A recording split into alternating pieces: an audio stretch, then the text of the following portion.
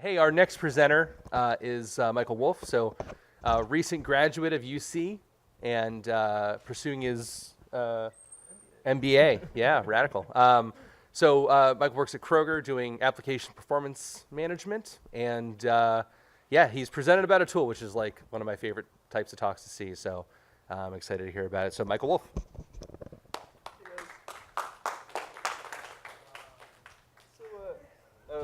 Can everyone hear me all right? So, first of all, thank you so much, Justin, for... Ooh, is it? These a little. super quiet all day. All right. Is that a little bit... Talking to your chest. Yeah, all right.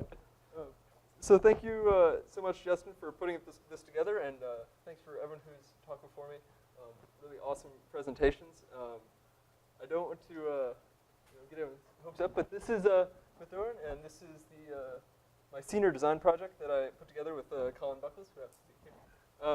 So essentially, Mithören is a simple, extensible platform for wireless peripheral packet capture.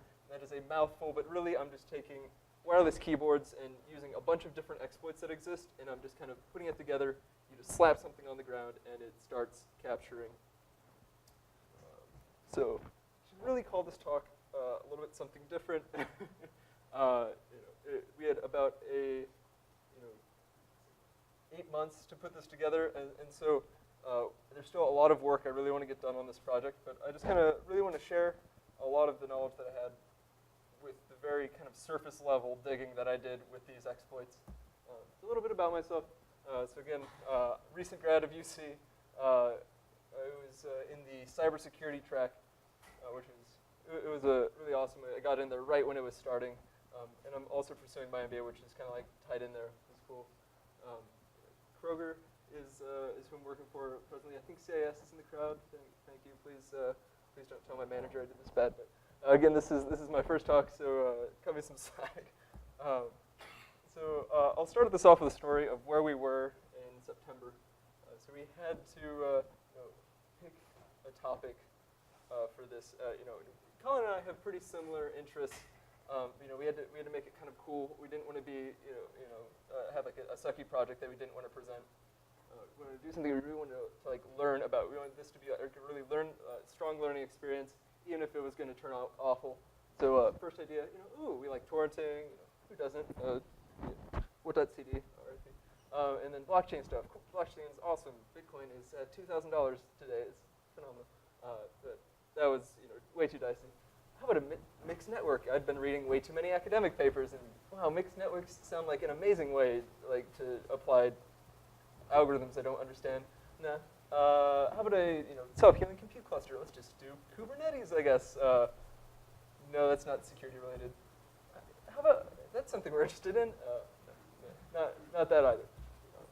So Colin found this video from DEF CON DEF CON 2016.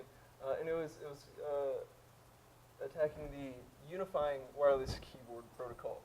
And so it really struck us because he just goes through and just owns these keyboards. And like we have a lot of these keyboards. Like I was using this one at the time. So that was really something. But anyway, he called this Mousejack.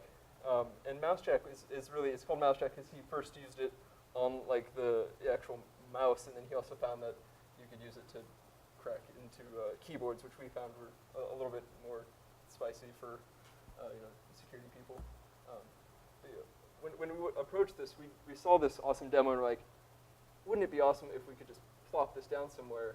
But that's kind of boring. We wanted to do more than that and really kind of not really make a product, but make something more useful. So we started looking into similar exploits and what we could do from there.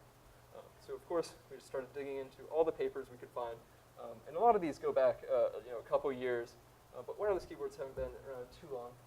So this is one of the big ones. This is probably the first one that came out.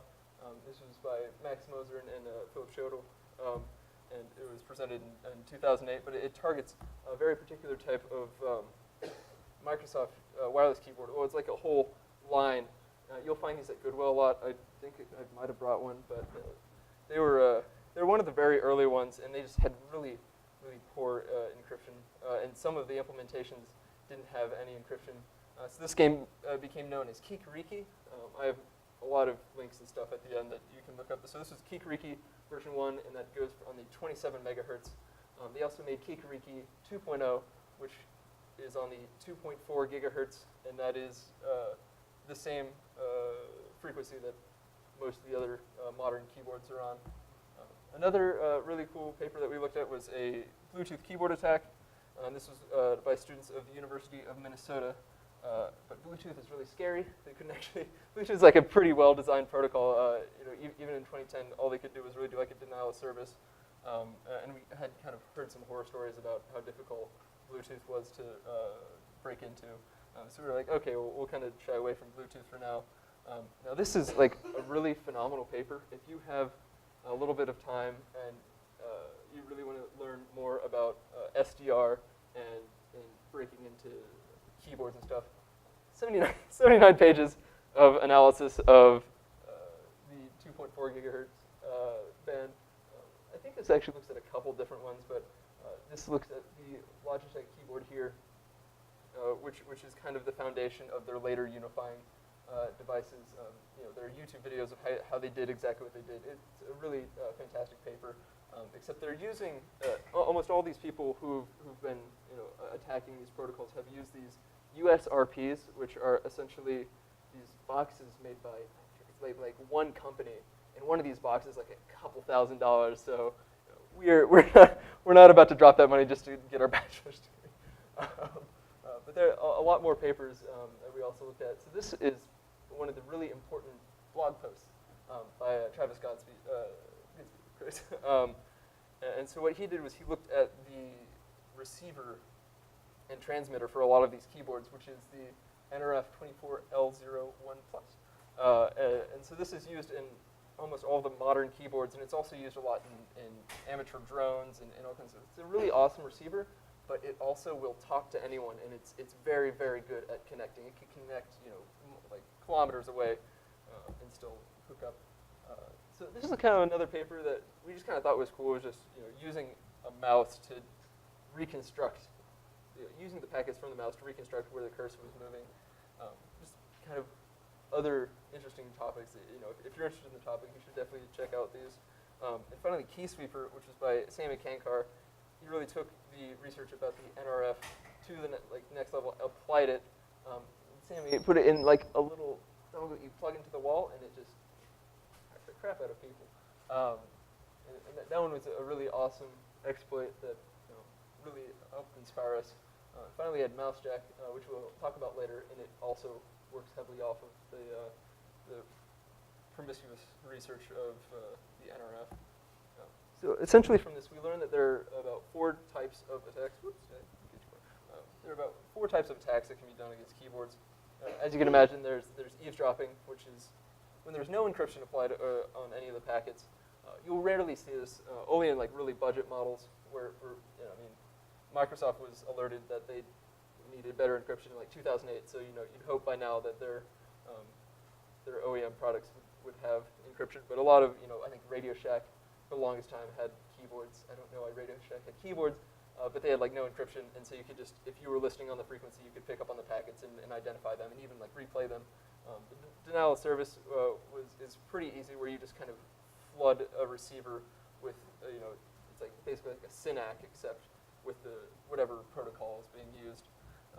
You have the replay attack. If they are not using an encryption key each time, you can just send the packet and just keep spamming them with A or gather that information and then use that to intercept and then send your own commands. So our big takeaways from this were there exist a lot of exploits already. We don't need to go and break things.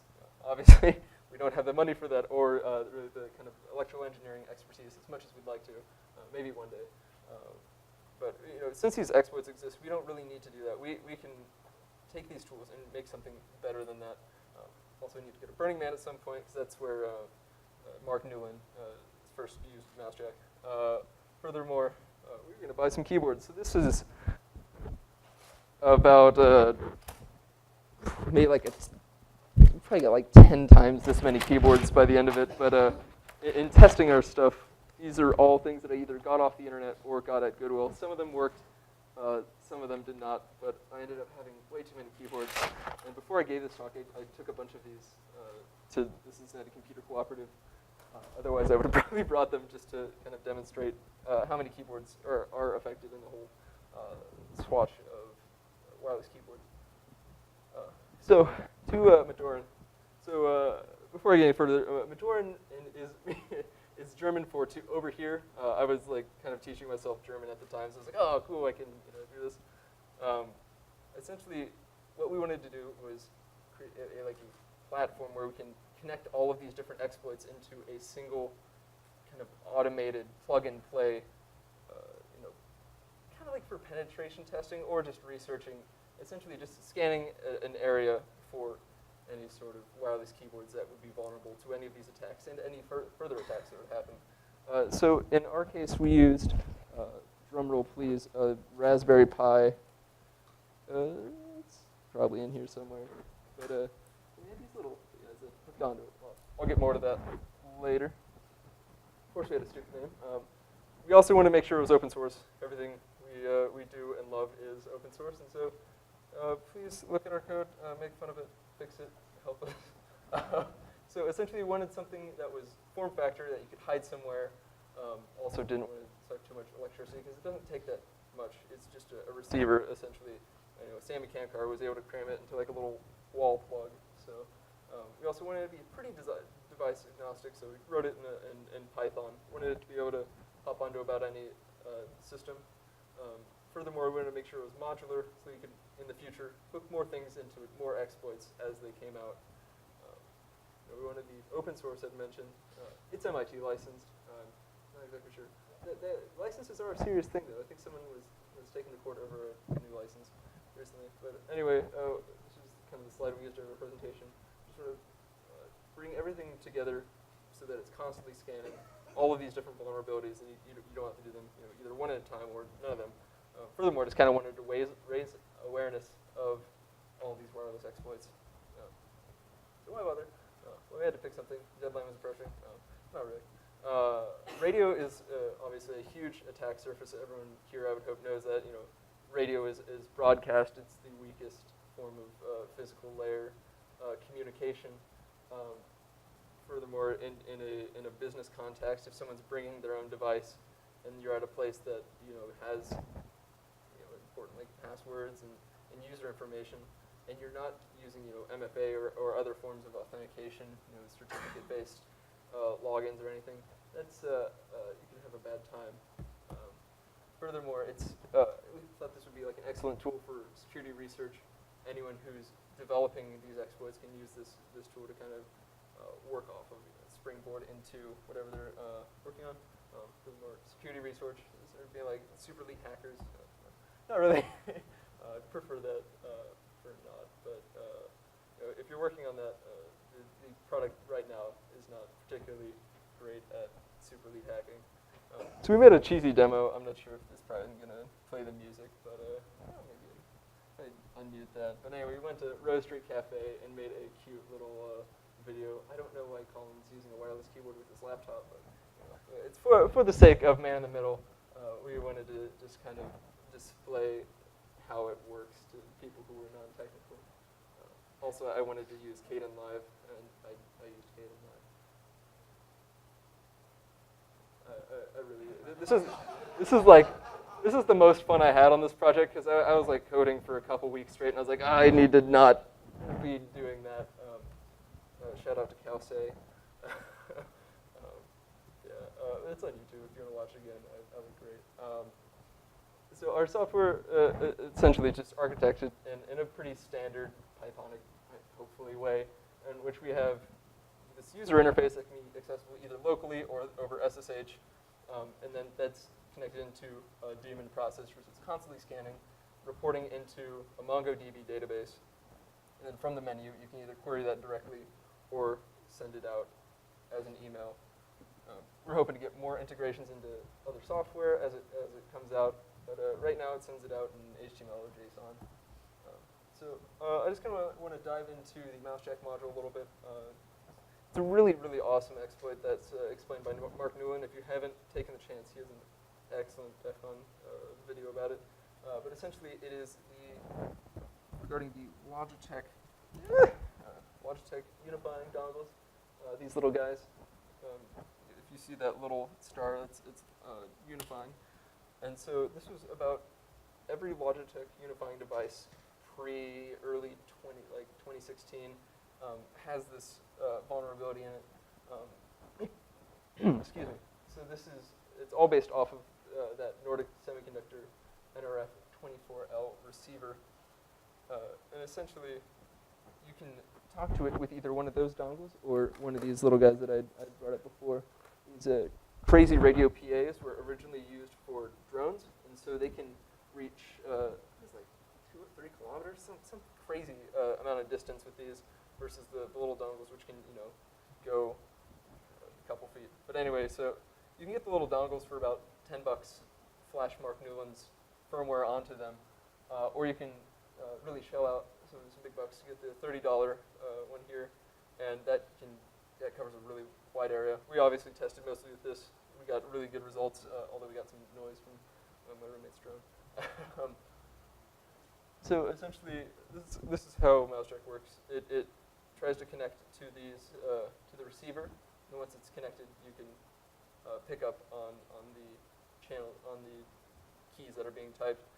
And most keyboards have the main keys encrypted, but these, like the special keys, as well as mouse movement, mouse clicks, are generally not encrypted. We also did find that some keyboards were not encrypted, which is kind of upsetting. Most modern keyboards are more secure, though. But this allows for keystroke injection and possibly remote code execution if it's done particularly well. So essentially, once you are paired with the device, you can start sending stuff. If you intercept it and target it right, you can do a pretty perfect man in the middle. We weren't able to achieve that. I don't think Mark Newland was either, but moving forward, I feel like someone will be able to figure out how to do that pretty well. So it's kind of bad, but it's most of the manufacturers had responded to Mark Newland by mid to late 2016. Especially Logitech was really responsive, but a lot of the manufacturers who make really cheap Amazon crap just don't care. So those are probably still vulnerable. But even if Mousejack is mostly patched and covered up, there's still going to be more peripheral exploits coming out eventually. So I'd like to say a couple words from my perspective. I'm just a lowly college student. But manufacturers are really sucky, as you've seen with like Mirai. They don't really care that much. If they're like a big American company, then they at least have to pretend to care a little bit. But if you're a company like that's just manufacturing things for American companies, then you really don't care that much. A lot of firmware is hard coded. Like you can't update a keyboard. Why would you ever update a keyboard? It's like, well, you should probably figure out a way to do that. I think Logitech did push a device for the Logitech unifying thing, but I don't think any customer would really. It's so much cheaper to just buy a new device than to fix your existing stuff. But obviously, as you can see in the IoT realm, manufacturers really need to get better at fixing their software and writing software that's secure. So that's another objective of this project. Furthermore, as someone who loves open source, I don't like proprietary protocols. Like Logitech would have never found this issue in their unifying device. They would have probably still classified it as a feature that it responds to anybody. But it really needs the open source community to look over it. A quick tangent. So I saw the movie Citizen Jane yesterday, which I'd highly recommend to anyone who's into city planning. Which I'm not sure how cybersecurity and city planning really merges, but it was a really fantastic explanation of how having, even if the housing was kind of shoddy or dirty, having apartments lying in the street where people could see onto the street made the neighborhood a lot more secure versus having really high-rise projects where someone on the 17th floor isn't going to be able to watch out for their kids playing down in the playground. So having eyes on the street at all times, no matter who they are, even if they're strangers, is better than having none, which is often what happens with proprietary protocols. So here's, I knew that it was not going to work if I tried to do a demo here, because trying to connect two devices over Secure Wireless is just a disaster waiting to happen. But here's a quick recording I did of logging in. And I also type very slowly, so forgive me. This is the menu. I did some beautiful ASCII art on this. But effectively, I wanted it to be a very familiar experience to anyone who used, Metasploit Kit or anything like that. The main features that we got ready in time for the expo were controlling the daemon, as well as running our one module that we got ready, which was MouseJack. And let's see, so that was, so that's the log running from the MouseJack as it went through. And then also sending out an email. In this case, there's, oh hey Bo, that's my advisor's email. Say hi to Bo. Bo is a professor here in the, I think he's also in the network security team. Awesome guy, really highly recommend. And furthermore, you can send out an email in either JSON format or HTML. I could pull it up now, or I can just wait for me to kind of print the table of the found devices. And we took like a solid guess at what they were. I mostly practiced with the Logitech because I had the most luck with that. But furthermore, I will go through some of the challenges we faced. Certainly had a couple. Especially radio is hard. It's really hard to tell what's coming through your network. I didn't want to dig too deep into the assembly code that Mark Nguyen was using with MouseJack. But I feel like I definitely got a lot of noise at any time of day in my apartment, which I kind of had to filter out. And a lot of times it just wouldn't connect. It wouldn't connect. There'd be a lot of plugging and replugging this antenna in. And that's really coming from more of a businessy IT background. That was really difficult for me to understand, but it's definitely something that I enjoyed working through. Furthermore, Unix, GitHub, hate mods. Everything is myth-ren. I probably could have fixed that. Not worth it. Probably the hardest thing was I forgot everything when I came back from Berlin. But yeah, that kind of helped me also reorganize and see what the MVP for this product was. Let's see. Also, that killed me inside. I don't like making Gantt charts. My Gantt charts never timed out correctly. I prefer more like weekly planning.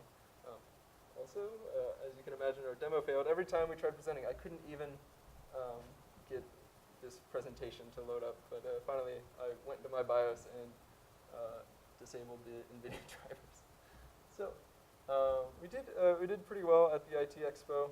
We won the cybersecurity section, even though they kind of mixed up our prizes with the networking team. So thanks. Was it CVTS that I think is a sponsor of that? Well, thank you.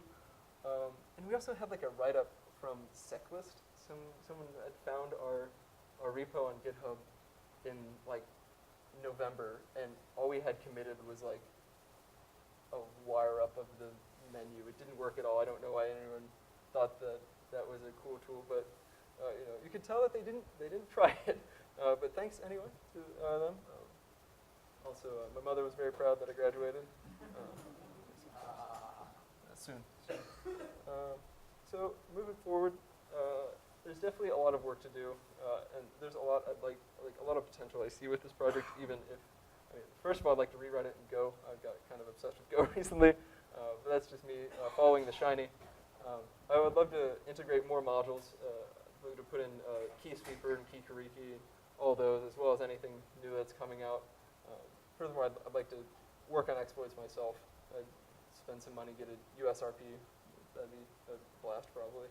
But better integrations of the tools make this tool more valuable. Rather than it is kind of just like a Raspberry Pi you set down and it hacks stuff. I'd like to make it really more of a legitimate tool. I don't aim to be Metasploit plus or anything.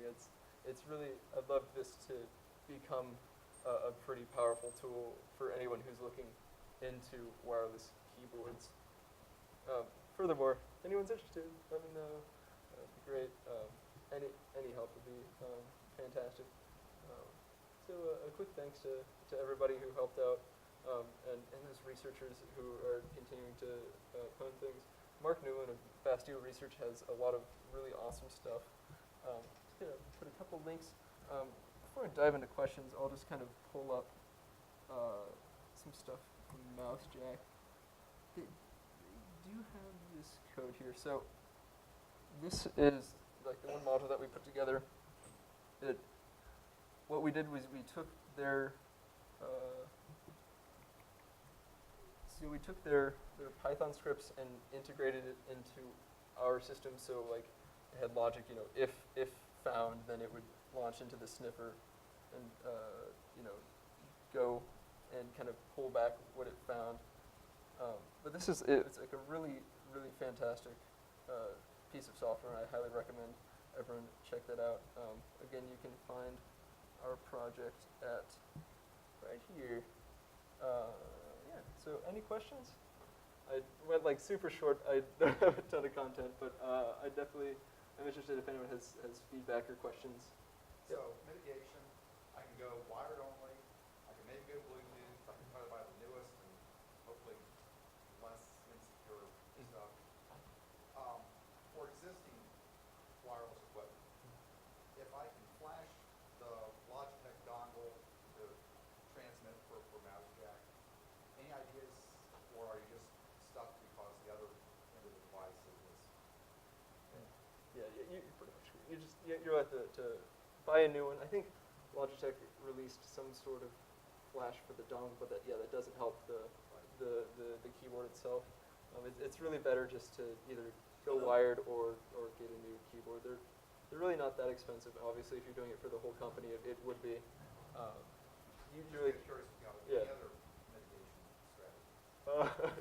Yeah, I mean, there's really not much you can do. Honestly, it's kind of like those IoT devices. Like you're just kind of screwed. You just got to go buy another one or get your users to use something that's more secure.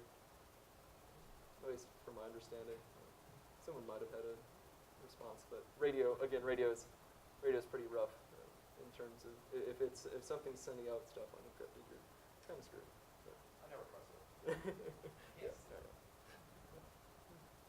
Anything? Yep. When you were doing your testing, did you find any other devices besides the ones you were looking for? So I only picked ones that said like unifying on them, so I didn't go outside of that scope. A couple of these like were mentioned on Mark Newland's. I should pull that up, like the affected devices. That's a good point.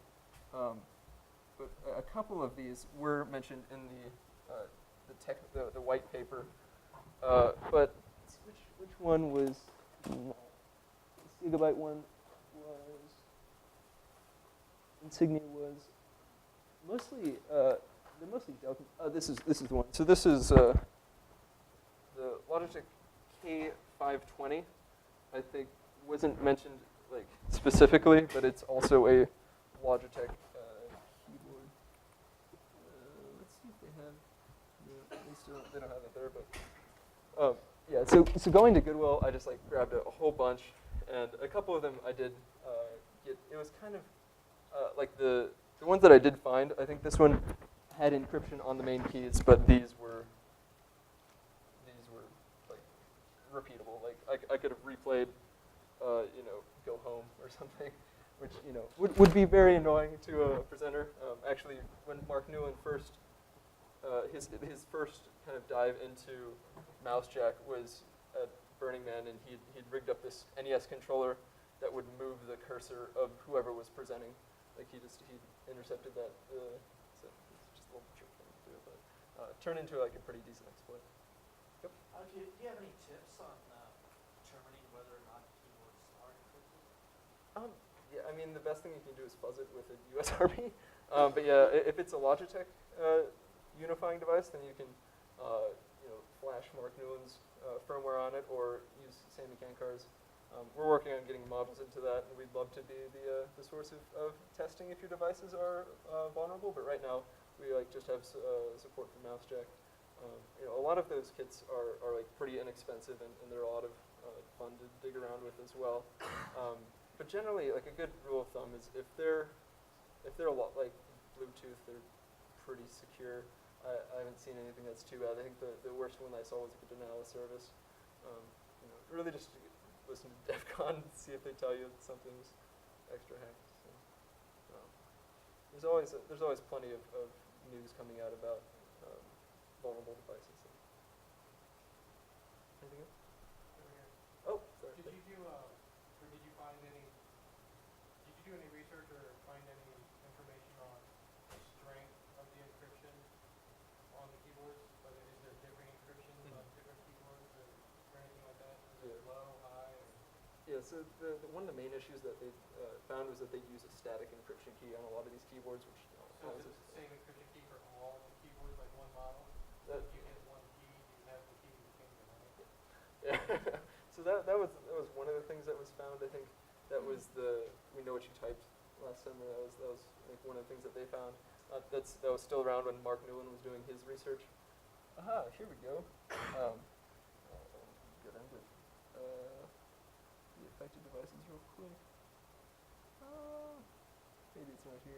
Might be on their website. I'll pull that up in a second. But yeah, another thing that they definitely saw was they're using almost all the modern keyboards that were encrypting. Like the main keys were using SHA-256, which is completely valid.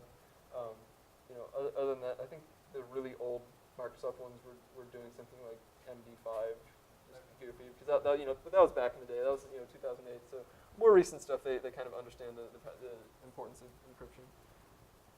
There we go. Let's see if this has any sort of speed. But obviously, there are a lot of keywords that enter the market that are not from major manufacturers, and I don't think anyone wants to take the time to look through all of them. It's best just to assume that they're weak. Anything else while this loads? Cool. Thanks, guys.